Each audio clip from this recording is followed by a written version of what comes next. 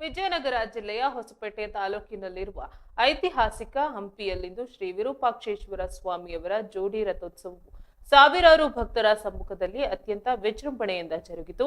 ಈ ಐತಿಹಾಸಿಕ ಕ್ಷಣಕ್ಕೆ ಸಾಕ್ಷಿಯಾಗಲು ಕರ್ನಾಟಕ, ಆಂಧ್ರಪ್ರದೇಶ ಮತ್ತು ತೆಲಂಗಾಣ ಸೇರಿದಂತೆ ದೇಶದ ನಾನಾ ಭಾಗಗಳಿಂದ ಸಹಸ್ರಾರು ಭಕ್ತರು ಆಗಮಿಸಿದ್ದರು. ಹಂಪಿಯ ಬೀದಿಗಳು ಭಕ್ತ ಸಾಗರದಿಂದ ತುಂಬಿ ತುಳುಕುತ್ತಿದ್ದವು. ರಥೋತ್ಸವದ ಪ್ರಾರಂಭದಲ್ಲಿ ವಿರೂಪಾಕ್ಷೇಶ್ವರ ಮತ್ತು ಪಾರ್ವತಿ ದೇವಿ ಉತ್ಸವ ಮೂರ್ತಿಗಳನ್ನ ಹೊತ್ತ ರಥವನ್ನ ಭಕ್ತರು ಭಕ್ತಿಪೂರ್ವಕವಾಗಿ ಎಳೆದರು. ಸಾವಿರಾರು ಭಕ್ತರು ರಥವನ್ನ ಎಳೆಯುತ್ತಾ ದೇವರ ನಾಮಸ್ಮರಣೆ ಮಾಡುತ್ತಾ ಸಾಗಿದ್ರು. ಈ ದೃಶ್ಯ ಭಕ್ತರಲ್ಲಿ ಭಕ್ತಿ ಭಾವವನ್ನ ಹೆಚ್ಚಿಸಿತು. ದೊಡ್ಡ ರಥದ ನಂತರ ವಿದ್ಯಾರಣ್ಯ ಭಾರತಿ ಸ್ವಾಮಿಗಳಿದ್ದ ಚಿಕ್ಕ ರಥವನ್ನ ಭಕ್ತರು ಎಳೆದ್ರು. ಇದು ಉತ್ಸವದ ಮತ್ತೊಂದು ವಿಶೇಷ ಆಗಿತ್ತು.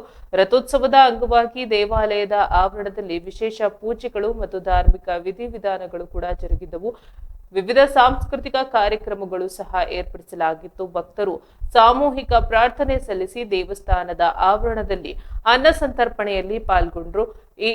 ಈ ಜಾತ್ರಾ ಮಹೋತ್ಸವವು ಸಾಮರಸ್ಯ ಮತ್ತು ಸೌಹಾರ್ದತೆಗೆ ಸಾಕ್ಷಿಯಾಗಿತ್ತು.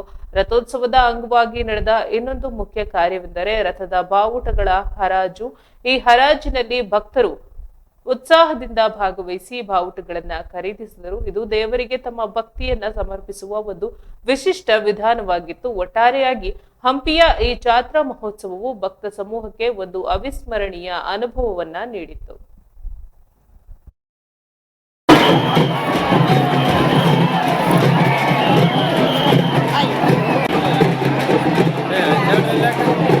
जड़